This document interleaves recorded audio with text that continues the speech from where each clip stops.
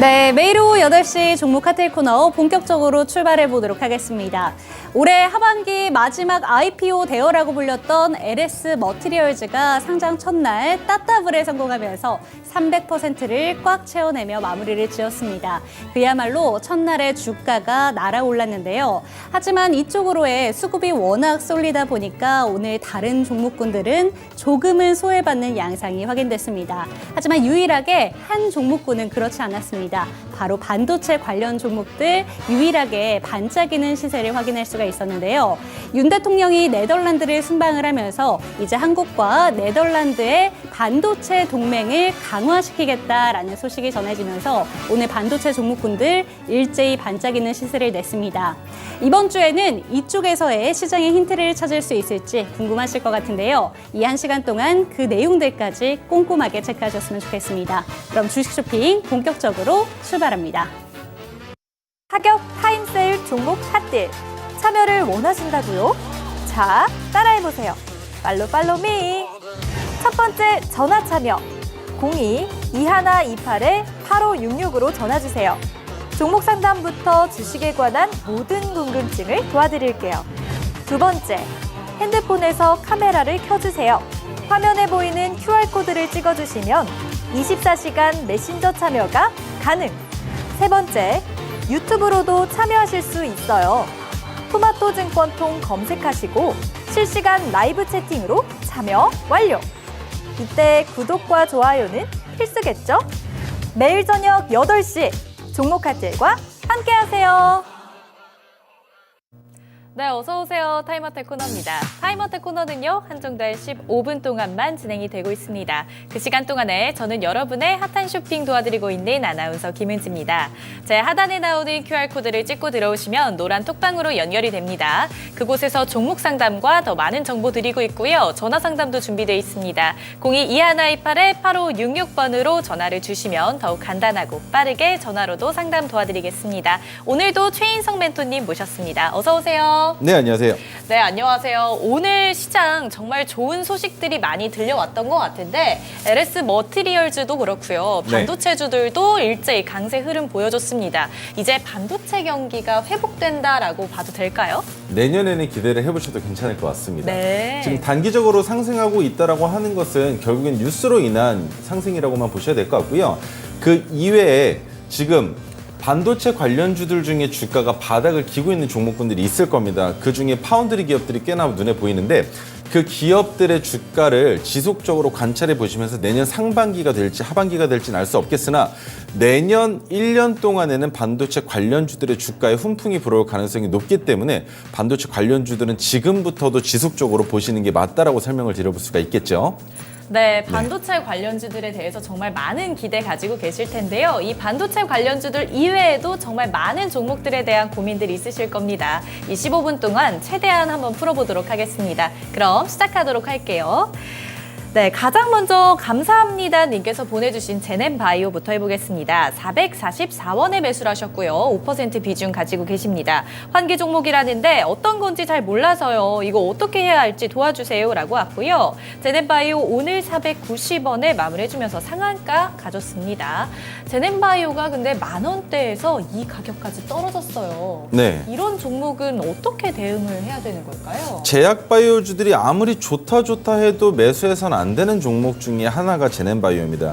실적도 뒷받침이 되고 있지 않고요. 지금 몇 가지 좀 데이터를 보여드리자면 2020년, 21년, 22년 모두 다 적자폭이 점점 더 커져가고만 있고 그렇다면 이번 분기는 어땠는지 이번 분기까지 같이 한번 보겠습니다. 이번 분기 역시나 마이너스 35억으로 적자를 지속하고 있는데 그것뿐만이 아닙니다. 지금 보시면 부채 비율과 유보율로 봤을 때에도 큰 차이가 안 난다는 거예요. 그래서 제넨바이오는 환기 종목으로 지정된 것뿐만이 아니라 동전주이기도 하고 이 상황에서 실적을 만들어내지 못하고 있는 바이오주는 매수할 이유가 없다라는 것만 기억을 해주셔야 될 것 같고요. 그리고 한 가지 제넨바이오는 오늘 시간에서 보셨는지 모르겠지만 시간에 하한가를 갔습니다. 지금 매수하신 가격이 444원이시면 그보다 더 낮은 위치인데 그 말인즉 내일 시작할 때 400원을 이탈해서 시작할 가능성이 있는 종목이라는 게 되겠죠. 그렇기 때문에 단기적으로는 손절하시더라도 내일 그냥 시초가의 물량을 전부 다 던져서 매도하시는 게 맞다라고 생각을 하고 있습니다. 손절이 되시더라도 모든 물량을 내일 시초가에 다 정리를 하셨으면 좋겠습니다. 네, 제넨바이오 내일 시초가에서 매도하는 전략으로 짜주셨습니다. 다음 종목도 가보도록 할게요. 덕산 하이메탈입니다. 8,195원에 매수를 하셨고 6% 비중 있습니다. 목표가 얼마나 잡고 대응해야 될까요? 라고 왔고요. 덕산 하이메탈 오늘 종가 7,460원에 마무리해줬습니다. 덕산 하이메탈 목표가는 어느 정도로 보세요? 8,195원에 매수하셨습니다. 95원이요? 네네. 그러면은 지금 상황으로 봤을 때 덕산 하이메탈은 결국엔 네. 지금 올라가고 있는 상승 추세가 반도체 관련주라는 이슈만으로 올라가고 있다라고 생각을 하실 텐데 박스권을 꽤나 긴 시간 동안 유지를 해왔었던 종목이죠. 그렇다면 상단과 하단을 아주 짧게만 가격 구간을 그어 보겠습니다. 대충 이 정도까지 올라갈 가능성이 있을 것으로 보여지고요. 바닥 구간은 정확하게 보여지네요. 5,500원 정도로 보여지는데 그렇다면 상단으로 올라갈 가능성이 있겠느냐라는 질문을 주신다면 올라갈 가능성은 있겠으나 아무리 높게 올라간다 하더라도 8,820원 위로는 단기적으로는 안 보시는 게 맞습니다. 그 말인 즉 8,820원까지 주가가 올라간다면 10%가 조금 안 되는 수익 구간이라 하더라도 이 자리에서는 정리를 하시는 게 맞다라는 설명을 드리는 것이고요. 왜 그러냐면 아무리 반도체 훈풍이 불어온다 하더라도 이 가격을 넘어가기보다는 이 정도면 고점이다. 그렇다면 올라갔다가 주가가 다시 떨어져 내려온다면 나는 7,000원을 이탈할 때는 다시 잡아볼 수 있는 종목이다 정도로만 생각을 하시고 단기적으로 주가가 올라갈 때 저항을 받는 가격 구간이 하나가 더 있겠죠. 그 가격도 같이 설명을 드릴 텐데 8,100원대, 8,000원 가격 구간에서 저항을 받을 가능성 또한 있기 때문에 네. 그 구간을 쉽사리 돌파해 준다면 우리가 생각하고 있는 8,820원까지는 주가의 상승분을 기대해 볼 수 있겠지만 그렇지 못한 경우에는 8,000원 가격 구간에서 약손실로 정리를 하셔야 될 수도 있다는 건 꼭 기억을 해 주셨으면 좋겠습니다. 지금 단기적으로 올해도 한 번 더 큰 폭으로 올라가면서 1,640원이라는 가격이 결국 역사적 신고점은 아니지만 문제가 되는 것은 지속적인 박스권을 만들고 있기 때문에 이 박스권 안에서 돌파를 내보내기 위해서 가장 중요한 것은 시장이 반도체 관련주들의 훈풍을 불어오는 시장이어야 하면서 덕산 하이메탈이 실질적으로 매출과 영업이익을 증대시킬 수 있는 모멘텀을 장착해야만 주가가 다시 고점까지 올라갈 수 있다라는 겁니다. 그렇기 때문에 그런 이슈가 없다면 덕산 하이메탈은 8,820원까지 올라갈 가능성이 크지 않기 때문에 8,000원을 넘어가는 순간부터는 더 매일매일 집중해서 오늘의 시가 가격이 아니라 종가 기준으로 과연 8,000원을 이탈하느냐 이탈하지 않느냐를 보시면서 손절을 하셔야 할지 아니면 내 본전 위로 올라갈 가능성이 있을지를 파악해 보셔야 될 텐데 단기적으로 상승 추세로 이어나가기에는 쉽지 않습니다. 그렇기 때문에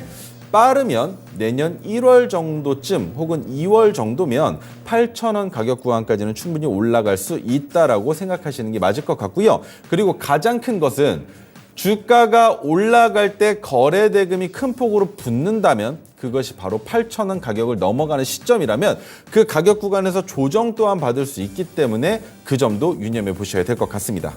네, 8,000원대가 관건이 될 것 같습니다. 내년 초 정도까지 반도체 시장에 이런 기대감을 가져볼 수 있을 테니까요. 끝까지 계속 봐주시고 그 다음에 또 고민되시면 이 노란 톡방으로 입장하셔서 다시 종목 상담 남겨주시면 되겠습니다. 현재 종목 상담 진행하고 있습니다. QR코드 찍고 들어오셔서요. 노란 톡방에다가 종목 남겨주세요.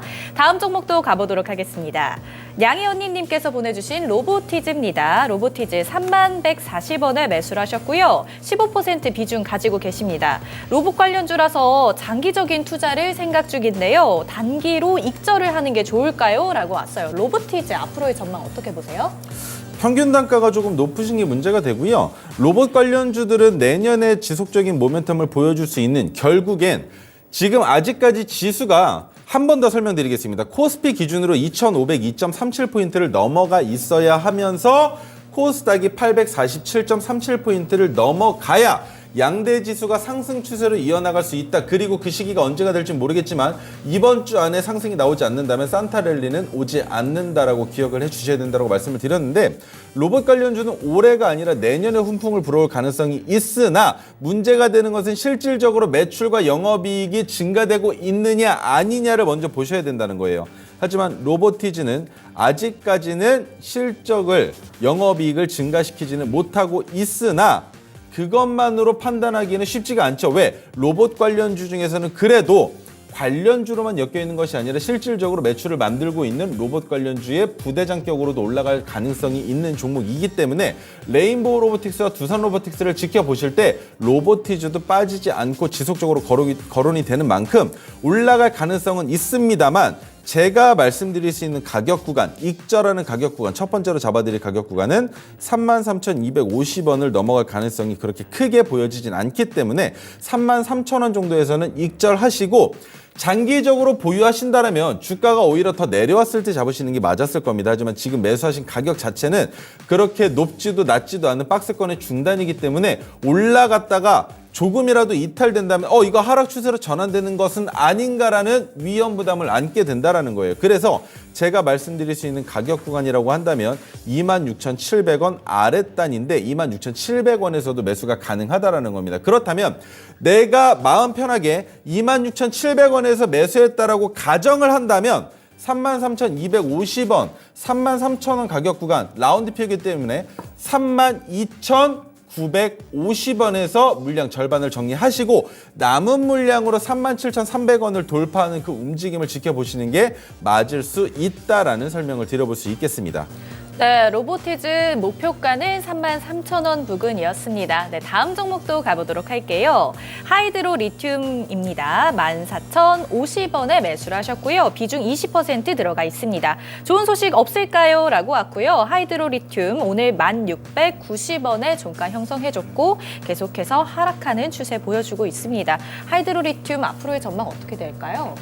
리튬 관련주는 그냥 리튬이라는 이름이 붙어 있는 것만으로도 위험한데 14,050원이시면 가격 자체는 매우 괜찮습니다. 가격 자체는 매우 괜찮은데 그렇다면 봐야 되는 거 매출액과 영업이익이 어느 정도 나오고 있고 부채 비율과 유보율은 어떤 상황이냐. 자, 부채 비율과 유보율을 바라봤을 때는 그래도 8배 정도로 부채 비율보다 유보율이 높습니다. 그런데 매출액이 감소가 되는 작년에 비해서 올해는 매출액이 꽤나 큰 폭으로 붙었겠죠. 하지만 영업이익이 감소를 기록했다라는 것, 올해 시장에서 2차 전지 관련주들이 훈풍을 불었기 때문에 이번 분기에 실적이 좋았어야 했을 텐데 자, 같이 한번 보겠습니다. 이번 분기에 실적치가 나오고 있질 않네요. 그렇다면 해당 종목은 주가가 내려갈 가능성이 아직까지는 더 높을 수 있다라는 거. 지속적으로 시장에서 화제거리가 됐었던 게 뭐였습니까?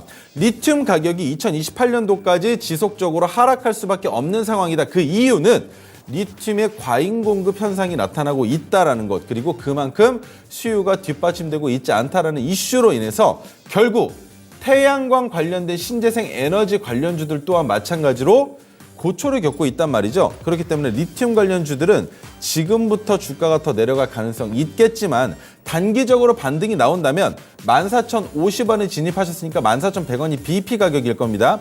그 가격에서는 정리하시고 리튬 관련주가 아닌 차라리 전기차 관련주들을 갈아타시는 게 더 낫다라고 설명드릴 수 있을 것 같습니다.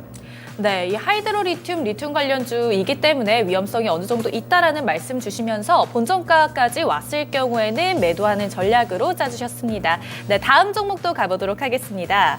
위메이드 맥스고요. 14,800원에 매수하셨고 비중 20% 가지고 계십니다. 계속 가고 있는데 언제쯤 매도하는 게 좋을까요? 라고 왔습니다. 위메이드 맥스 오늘 17,130원에 마무리해주면서 12%대나 상승해주는 흐름 보여주고 있습니다. 어떻게 보세요, 위메이드 맥스? 자, 첫 번째로 말씀드릴 건 위메이드와 위메이드 플레이, 위메이드 맥스는 주가의 상승이 비슷하게 나타났지만 이번 비트코인과 관련된 이슈가 있지 않았을 때에는 위메이드가 시가총액이 크다 보니까 위메이드 플레이가 먼저 가고 그 뒤를 이어서 위메이드 맥스가 간 이후에 위메이드가 올라가는 상황이 연출됐었죠. 하지만 최근에 갤럭시와 머니트리와 마찬가지로 STO 관련주로 부각이 되면서 위메이드가 먼저 상승을 하고 위메이드 플레이와 맥스가 따라가는 현상을 겪었단 말입니다. 그런데 지금 오늘 다시 위메이드의 훈풍이 불어오는 뉴스로 인해서 주가가 상승이 나왔고 시간을 보셨는지 모르겠지만 보여드리겠습니다. 자, 위메이드 맥스가 어떻게 됐습니까?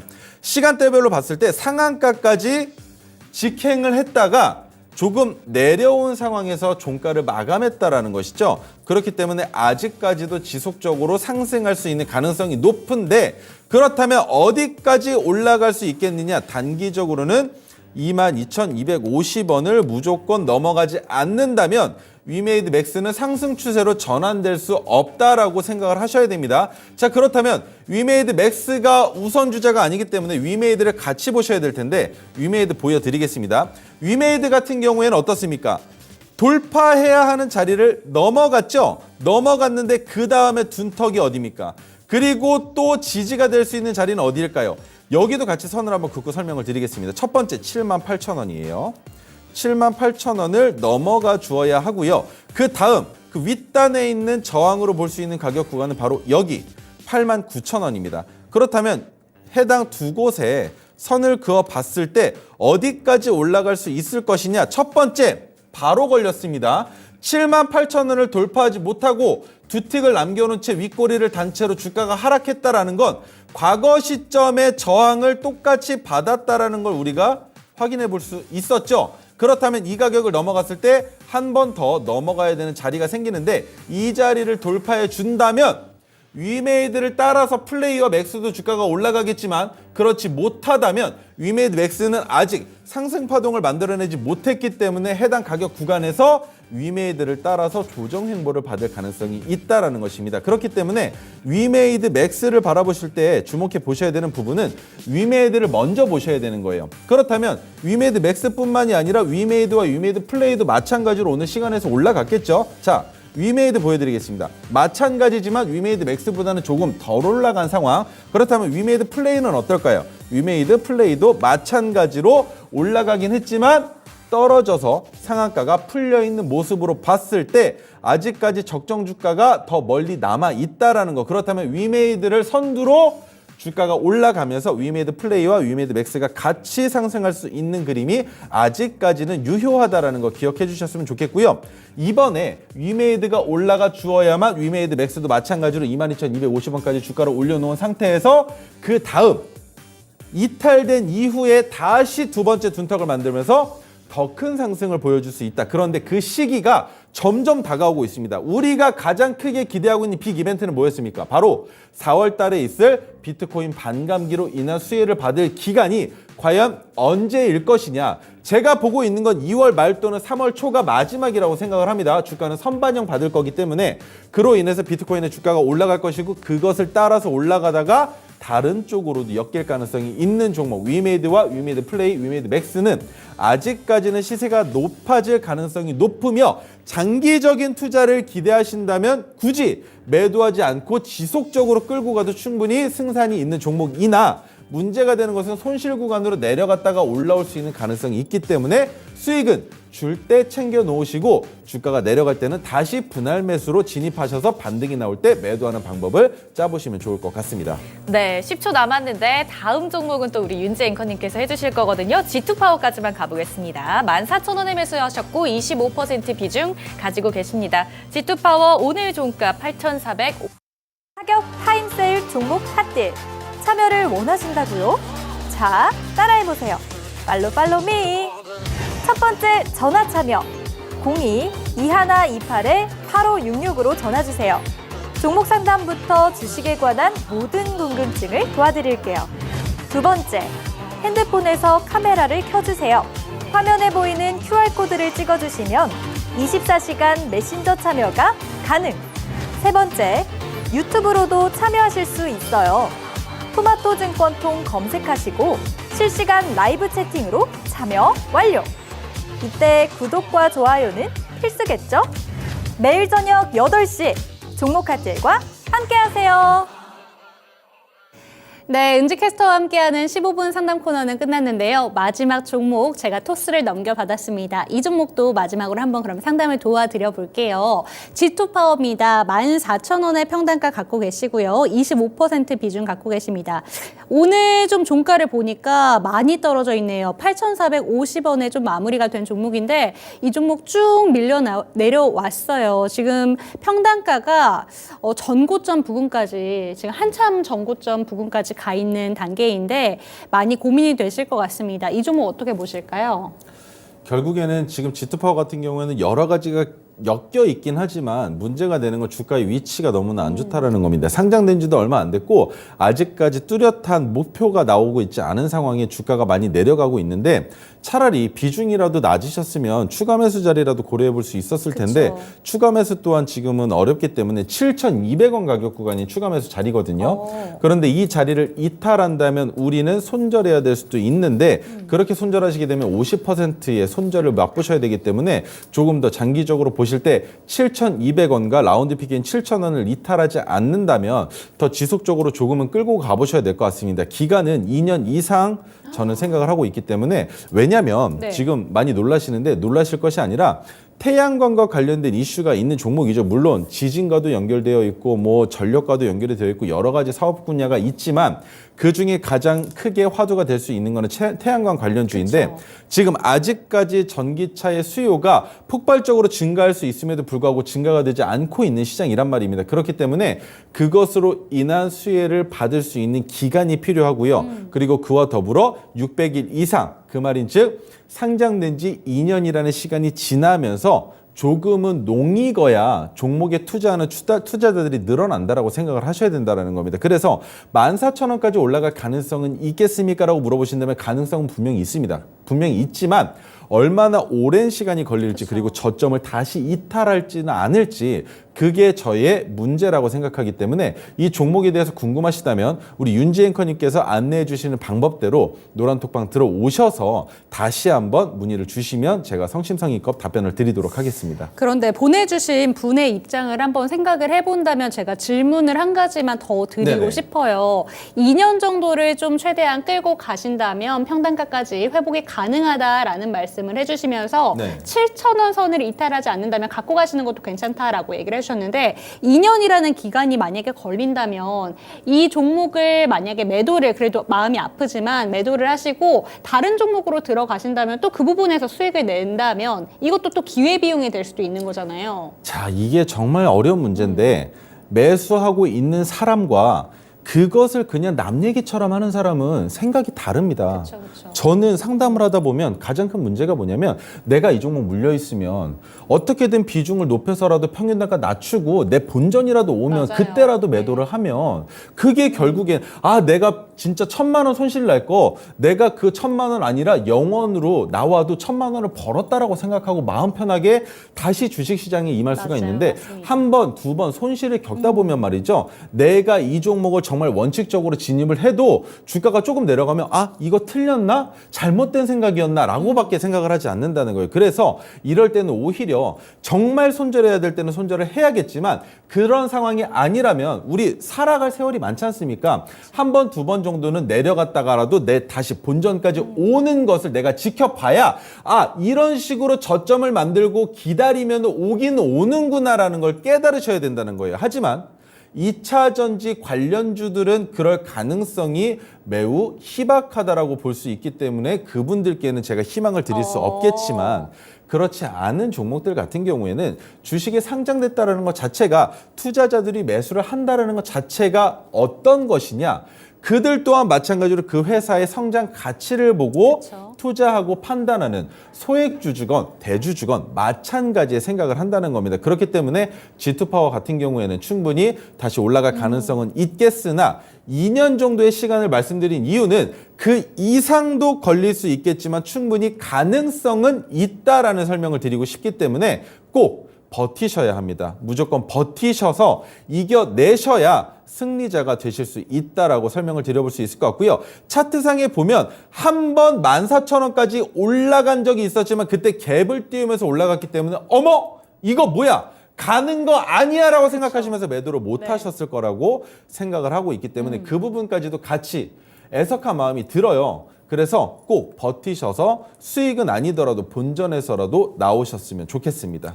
네, 좋습니다. 제가 최인성 멘토님이랑 상담을 이렇게 한번 쭉 보면서 2년이라는 시간을 제시해 준 적은 없으신 것 같아서 제가 좀 놀래가지고 질문을 추가적으로 드렸는데요. 이 종목 같은 경우에는 정책적인 모멘텀에 따라서 주가의 변동성이 있는 종목입니다. 하지만 버티셔야 된다라는 종목에 힌트를 주신 만큼 이 내용은 참고를 해보시면서 평단가까지 빠른 기간에 좀 회복이 되기를 기원을 해보도록 하겠습니다. 그럼 시장에서 주목받은 종목들 이야기를 한번 나눠보기 전에요. 저희 QR코드를 통해서 노란톡방 입장하시는 방법 다시 한번 안내 도와드리도록 하겠습니다. 제 옆에 QR코드 지금 보이시죠? 카메라 갖다 대시면 링크 하나가 뜰 텐데요. 이 링크를 통해서 노란톡방 들어오시고 상담도 받아보시고 여러분들의 시장 대응 방법도 조금 더 꼼꼼하게 체크를 해보셨으면 좋겠습니다. 그럼 첫 번째 종목, 오늘 시장에서 주목받은 종목 이야기로 넘어가 보도록 할게요. LS 전선아시아 들고 오셨습니다. 이 종목 같은 경우에는 LS 에코에너지로 좀 사명을 변경하겠다라는 이슈가 있고 나서 신사업에 대한 기대감이 쭉 나오면서 계속해서 주목을 받은 종목이기도 한데 오늘 임시 주총에서 결국에는 가결을 했습니다. 네. 근데 오늘 하락을 했죠. 네. 그래서 갖고 오신 이유가 궁금했어요. 잘 보시면 LS전선 아시아 같은 경우에는 최근까지도 그리고 제가 실시간 방송을 통해서도 그 방송 중에 종목에 대한 언급과 이 자리가 지지가 되고 주가가 반등이 나올 가능성이 있다는 걸 여러분들께 실질적으로 보여드렸었던 아주 다이나믹한 종목인데 자, 첫 번째 이슈는 사명 변경이 있었죠. 하지만 그것뿐만이 아닙니다. 자, 여기 보시면 해저 케이블, 히토류 공급 사업을 추진하고 있다는 것과 베트남의 해상풍력 시장에서 고성장을 기대해보고 있다는 이슈까지 정말 괜찮은 모멘텀들이 존재하는데 문제가 되는 것은 지금 현재 주가의 위치가 어디냐. 그래서 지금 주가 위치가 어딘데 더 갈 가능성이 있겠느냐 아니면 멈출 것이냐라는 게 가장 큰 궁금증일 거예요. 그런데 차트를 보시면 아시겠지만 600일 차트로 봤을 때 위치가 어떻습니까? 너무 높은 자리, 그런데 그 높은 자리에서도 단기 트레이딩 관점으로는 진입할 수 있겠으나 단기적인 관점이 아니라면 이 종목은 진입할 수 없는 하락 추세로 이어질 가능성이 더 높은 종목이다라는 걸 이해하고 계실 겁니다. 네. 자, 그렇다면 120일 차트로 봤을 때 제가 여러분들께 말씀드렸던 11월 16일 토르 신호가 포착된 이후에 지금 주가의 상승분이 95%나 나왔었는데 그렇다 하더라도 여러분들께서는 이 종목을 맛보지 못하셨기 때문에 이런 식으로 수익을 낼 수 있는 방법에 대한 안내 정도만 받아보셨으면 좋겠다라는 거예요. 자, 오랜만에 설명드리겠습니다.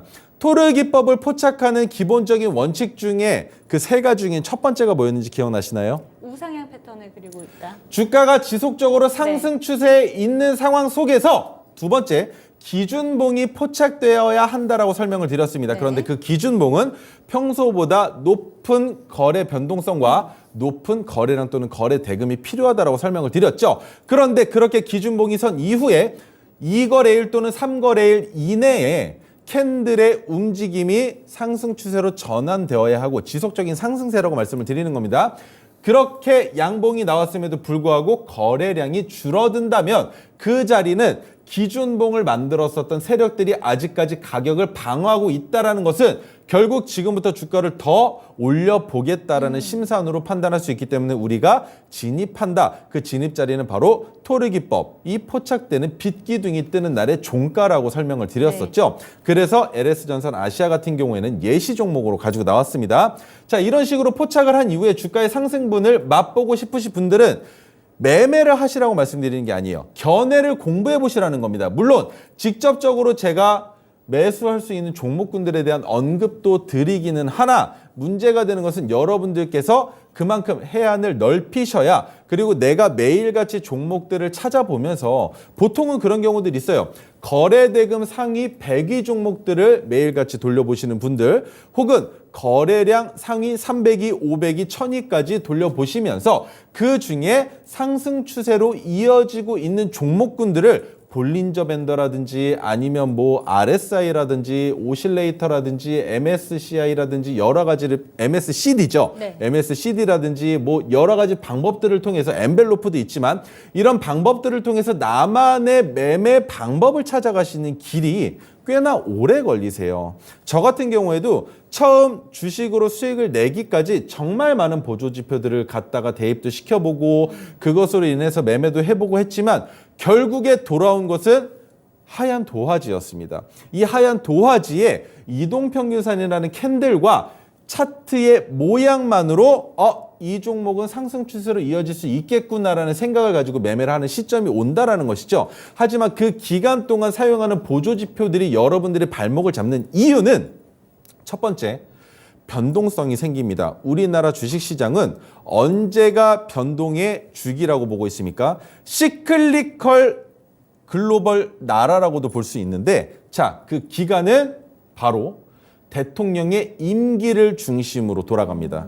자, 이 얘기는 제가 방송사에 그 어떠한 방송에서도 언급한 적이 없습니다. 심지어 제가 강의를 할 때도 언급한 적이 없었어요. 자, 임기 첫 년, 그 다음 연도, 세 번째 연도, 네 번째 연도마다 사업군이 돌아갑니다. 물론 그에 따라서 정치적인 이념이 포함되어 있는 종목군들이 큰 수혜를 받기도 하지만 그렇지 않다 하더라도 마찬가지로 종목이 올라가는 산과 내려가는 하락 추세가 이어지는 그 추세는 4년에 한 번 정도 시기가 돌아온다라는 걸 여러분들이 알고 계셔야 하는데 그것으로 바라봤을 때 LS전선 아시아 같은 경우에도 마찬가지로 주가가 큰 폭으로 올라갔기 때문에 떨어지는 기간을 얼만큼 떨어질지 알 수 없겠으나 주가가 내려간다면 그때부터 다시 반등이 나오지 않고 횡보하는 기간을 거쳐서 다시 시장에서 부각받을 수 있는 기간이 최소 1년 정도는 잡으셔야 마땅하다라고 보는 거죠. 그래서 여러분들 잘 아실지 모르겠지만 내가 분명히 이 종목 매매했었는데 시장에서 갑자기 사라졌습니다. 그런데 잊혀졌는데 갑자기 뜬금없이 다시 나타나는 그 시기가 언제였습니까? 그 시기를 우리는 거래량이 증가되는 것으로 판단을 하죠. 그런데 분명히 내가 이거 2022년에 매매했었던 종목인데 올해 말인데 이제 나오네?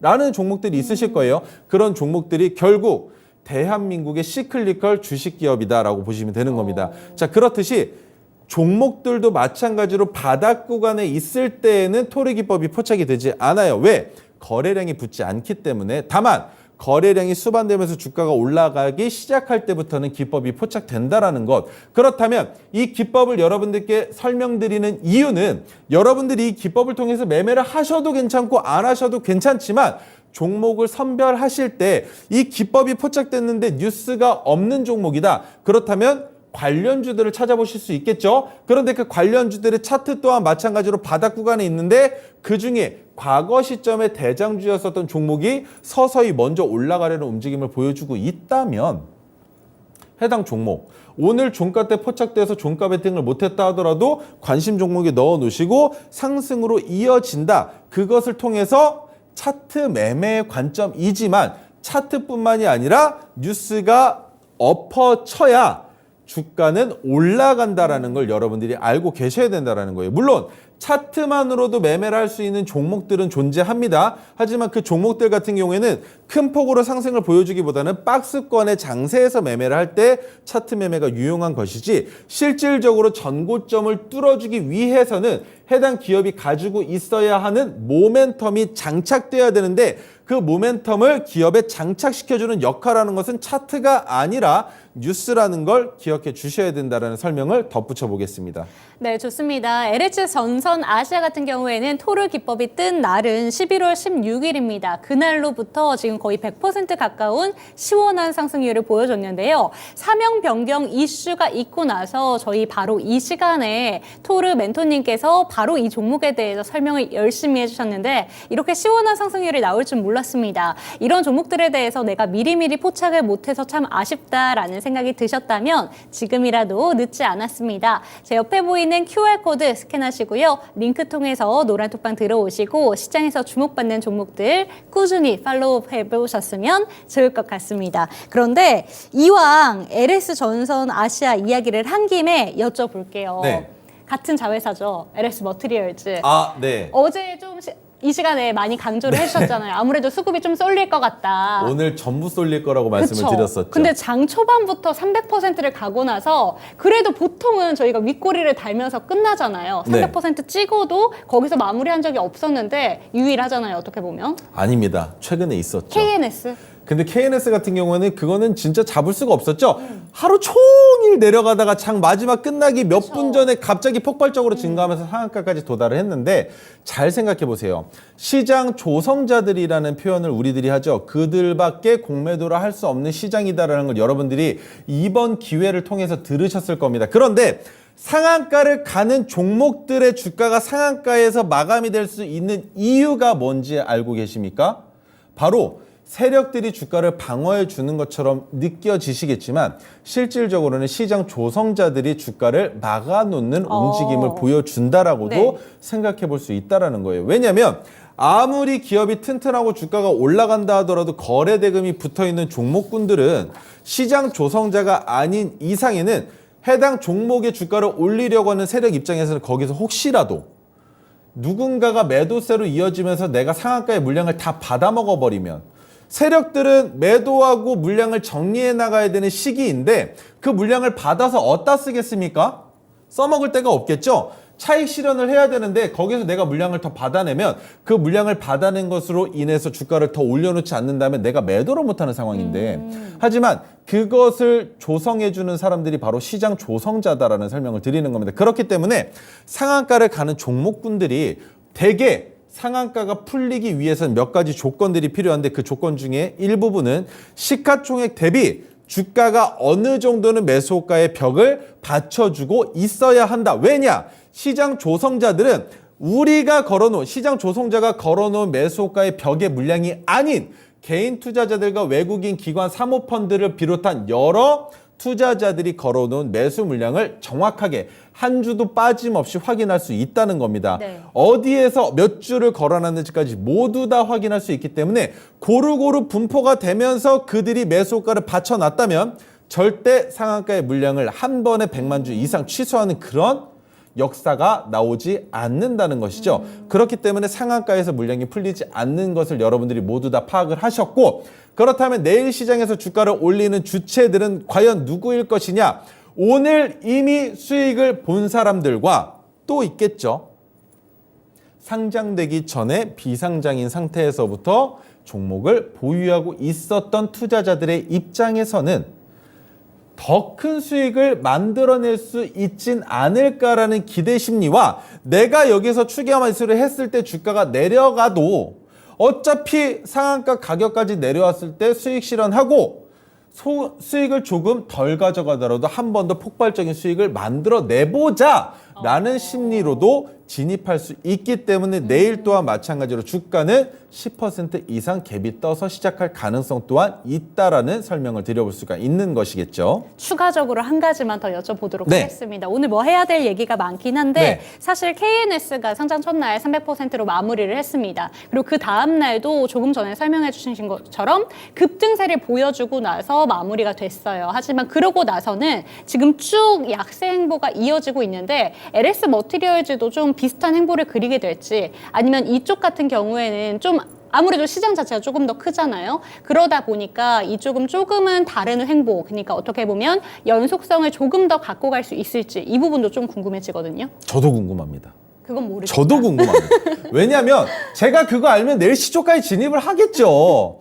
그런데 저는 오늘도 진입을 못했습니다. 이유가 뭐냐면 19,000원대에서 시작한다고 그러면 1차적으로 일단 저항을 받을 가능성이 있겠지만 위아래로 흔드는 그 움직임 속에서 내가 7% 정도의 수익만 맛보고 빠르게 빠져나올까라는 생각을 하고 있었는데 고민을 하다가 보니 주가는 이미 2만 원을 넘어갔고 24,000원까지 직행을 하려고 하고 있는 상황이었단 말입니다. 물론 주가가 조금 눌리면서 윗꼬리를 달아놓고 위협적인 순간을 보여주는 것처럼 보여졌지만 결국엔 가격 구간을 유지하면서 지켜졌기 때문에 수익을 실현할 수 있었던 자리가 있었다라는 거. 하지만 저는 들어가지 못했던 이유 알 수 없기 때문에 굳이 리스크를 내가 맛볼 필요는 없기 때문에 시초가에 제가 진입을 했었다라면 오히려 마음 편하게 지켜봤겠지만 시초가 땡 하는 순간 매수 버튼을 누르기 이전에 이미 폭발적으로 캔들이 상승했기 때문에 저는 진입하지 못했다는 거. 하지만 우리가 최근에 맛봤었던 종목이 하나 있었죠. 에코머티리 같은 경우는 어땠습니까? 주가가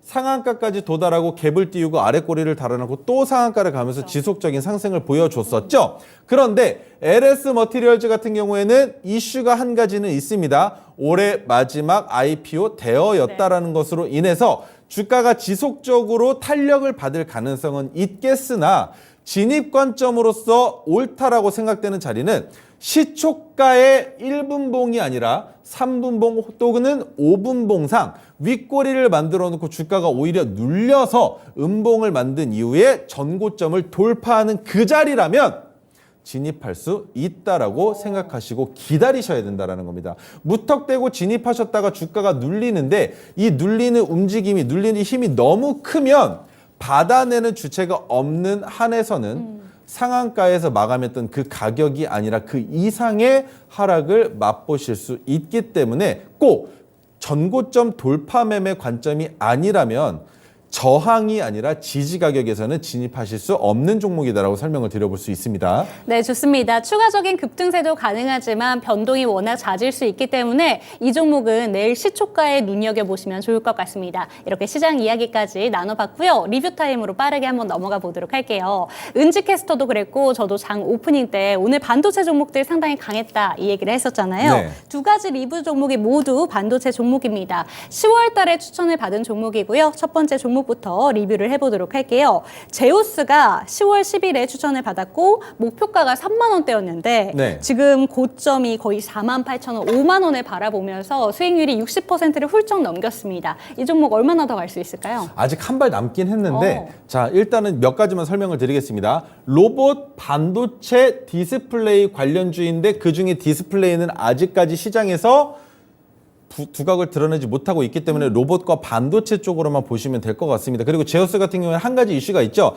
미국 반도체 첨단 장비 제조업체인 YES와 파트너십 계약을 체결했다는 이슈가 있기 때문에 주가가 더 큰 폭으로 상승할 가능성 또한 있고 내년 시장도 기대가 되는 상황이 지금 현재 주가의 위치는 박스권의 중단이기 때문에 더 올라갈 가능성은 있겠으나 이 자리에서 주가가 눌리지 않는다면 신규 진입 관점으로서는 리스크가 매우 큰 종목이라고 볼 수 있겠죠. 네. 해지할 수 있는 종목군들을 똑같이 매수할 수 있는 방법 또한 존재하지 않기 때문에 신규 진입 관점으로는 매우 어려울 수 있다. 다만 전고점의 가격이 되는 자리를 돌파할 때는 LS 머티리얼즈와 마찬가지로 전고점 돌파 자리에서 붙는 수급으로 인한 주가의 상승분을 맛볼 수 있다라는 설명을 드려볼 수 있는데 그 이유는 지금 거래량이 많이 줄어있는 상황입니다. 그렇기 때문에 그 전고점을 넘어가면서 수급이 붙으면서 그 수급은 매수 수급이겠죠. 그렇다면 그 수급이 나올 수 있는 이유는 차익 실현 매물들이 나오는 시기가 바로 전고점 돌파 자리이기 때문입니다.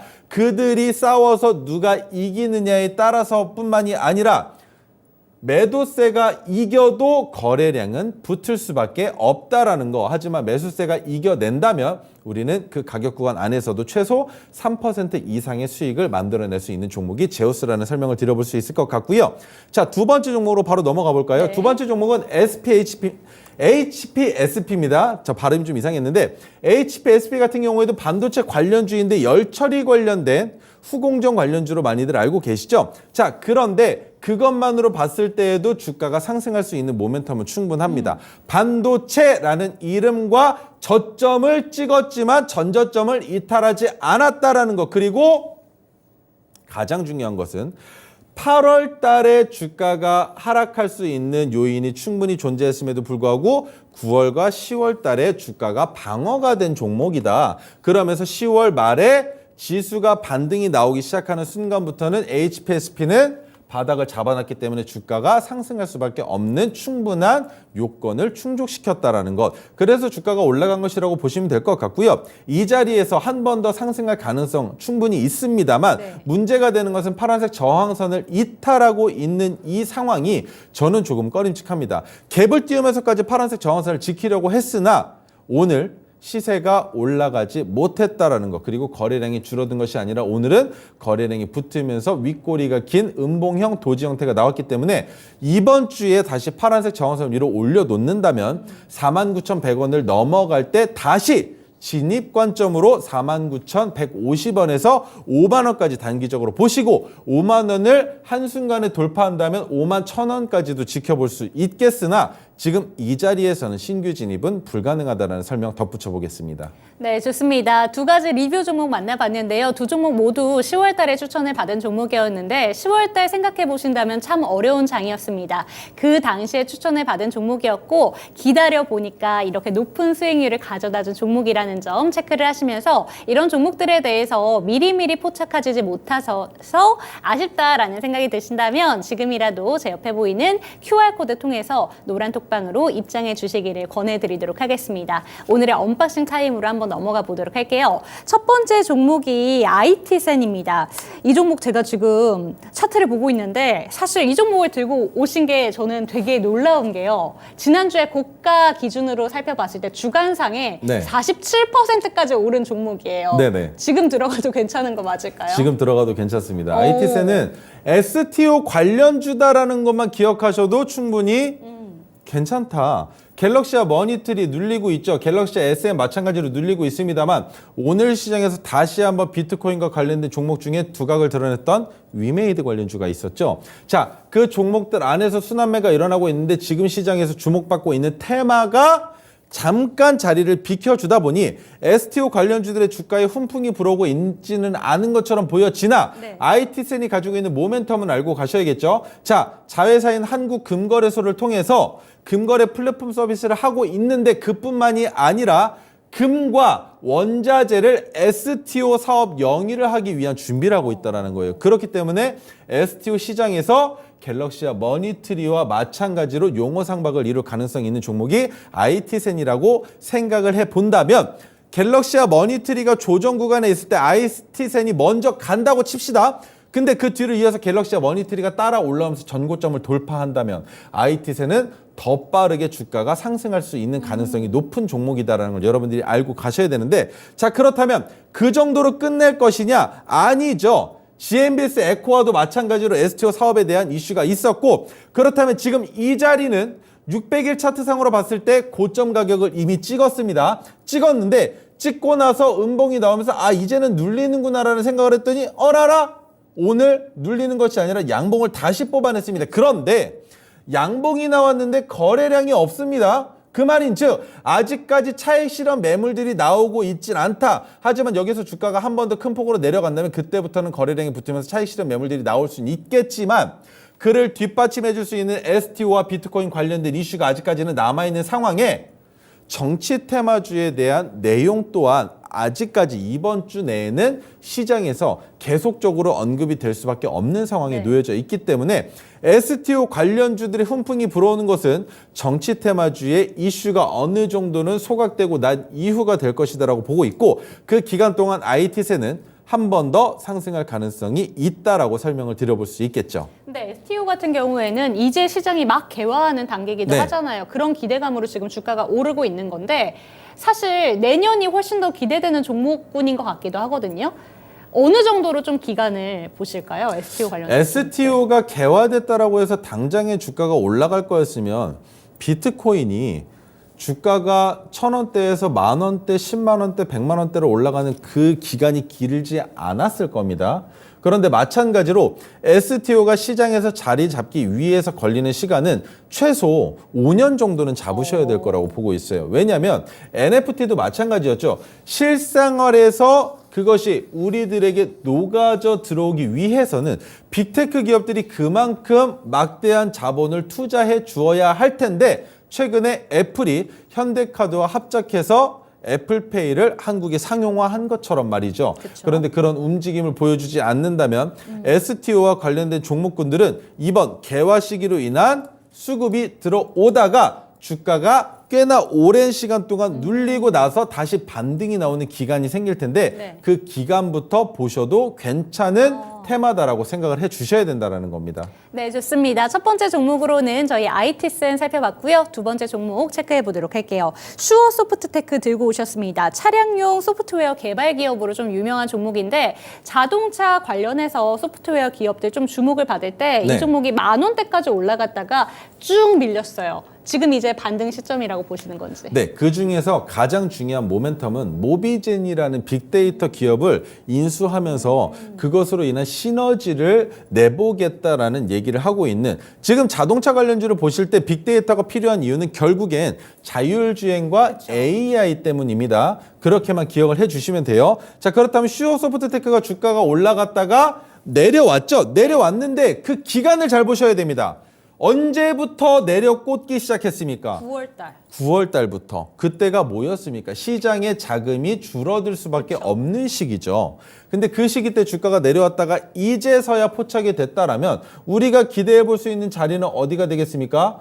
8월 말 9월 초까지 올라갔었던 그 고점은 충분히 넘어갈 수 있는 종목이다. 그리고 자율주행에 관한 이슈는 올해 9월, 10월, 11월 지속적으로 언급이 됐으나 차트상으로 반영이 되기 시작한 건 11월부터 반영이 되고 있다라는 거. 내년도 마찬가지로 자율주행에 대한 기대감은 커질 수밖에 없는 상황에 최근에 테슬라가 또 한 번 사고를 쳤죠. 그래서 그 사고로 인해서 다른 기업들 또한 마찬가지로 아직까지는 우리가 테슬라와도 계약할 수 있진 않을까라는 기대 심리를 가지고 투자를 이어나가고 있다라는 겁니다. 그로 인해서 슈어소프트테크도 마찬가지로 한 자리를 꿰찰 수 있진 않을까라는 기대 심리와 더불어 아직까지 커다란 뉴스가 나오고 있지 않은 상황에 포착이 됐기 때문에 지금 이 자리를 놓치시면 후회하실 수 있다라고 설명드려볼 수 있겠죠. 네, 마지막 멘트가 인상적입니다. 지금 이 자리 놓치시면 후회할 거다라는 점 짚어준 만큼 지금 이 종목, 관심 종목에 두시고 내일 시초가에 어떻게 주가 흐름이 좀 변화가 될지 체크해 보시는 것도 필요해 보입니다. 두 가지 언박싱 종목 만나봤는데요. 매수 전략 화면으로 만나보시죠.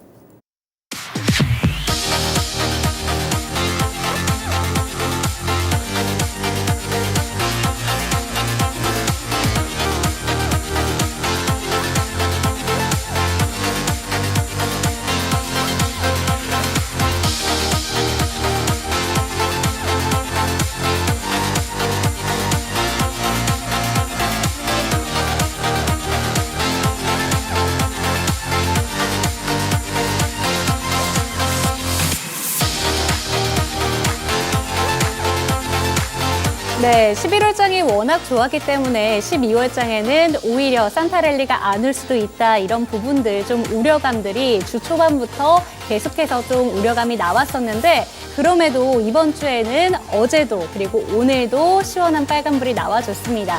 내일은 조금 더 긴 양봉이 그려지기를 바라보면서 이 시간을 마무리해보도록 할게요. 오늘도 함께해 주신 시청자 여러분들 감사드립니다.